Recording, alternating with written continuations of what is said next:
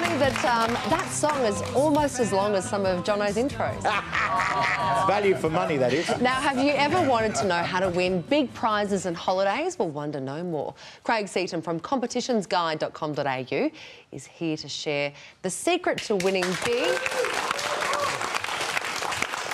You always hear of people, Craig, of people winning fantastic prizes. How do they go about it? The people that win lots of competitions tend to really enter competitions that other people don't. And really it's a matter of putting more effort into it. So competitions that, for example, have a words or less component that are seen to be creative, that require a photo upload, or even we have to buy something as simple as a supermarket product, your odds are a lot better. And that's what they're doing. They're increasing their odds continuously. Whereas most people go for the really easy to win a car. Just give us your name and an email address and that's it. So tens of thousands of people enter it, where the supermarket competitions these days only get a very, very small amount of entries and have bigger prizes. So is the idea that you just enter as many as you possibly can and just sort of boost your chances that way, or are there other little tricks to... That's a really good point, because if you look at it this way, that we will publish 10 to 12 competitions every day at Competitions Guide. Yeah. The average member enters 2, and it's normally the big stuff. So it's the other 10 that tend to get left alone, and there's stuff that people can, at the end of the year, not have to buy Christmas presents because they're buying a lot of small makeup packs and DVD, car accessories, things like that people aren't necessarily, they're not necessarily jumping at straight away. Is there a trick to making your particular entry stand out? You mentioned that not so many people enter in 25 words or less.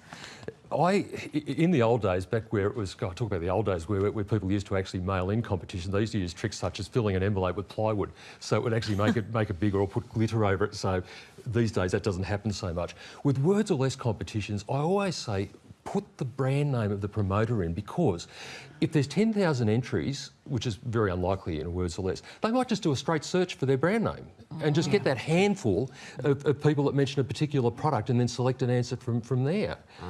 So that tends to work. What about the old sob story? You know, my cat died, then my dog died, then my mum died, then my grandma died, then my grandma died. We got that entry of yours, sorry you didn't win. And I guess it followed the rules as well. It happens quite a bit here when we do 25 words or less. People will use 26 or 27 words and they're immediately disqualified. They're giving that extra bonus of those few words, and that's right. With 25 words or less, you can shorten words. I am becomes I apostrophe am. You can do all that sort of stuff. And as Joe says, what are the common mistakes people make though, apart from writing too many words? I mean, that's one of them. As Joe mentioned, sob stories, and it's very hard for a brand that wants to feel upbeat and maybe even publish that entry to publish the My Cat Died story. It's a real downer, and it might be very true and it might be very sad, but it's very hard to award that prize. How did you become an expert? I mean, when did you realise you had this skill for telling others how to win, and how much have you won?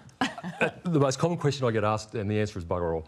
I fell into it by accident. I was with this little company called Coca-Cola, and I was asked to start putting together competitions for them as part of my job, and that fell onto the website, and the website grew from being very small to very large. And I've never been a competition fanatic. I like to look at things how they work from the other side and see what's really popular and how people are winning.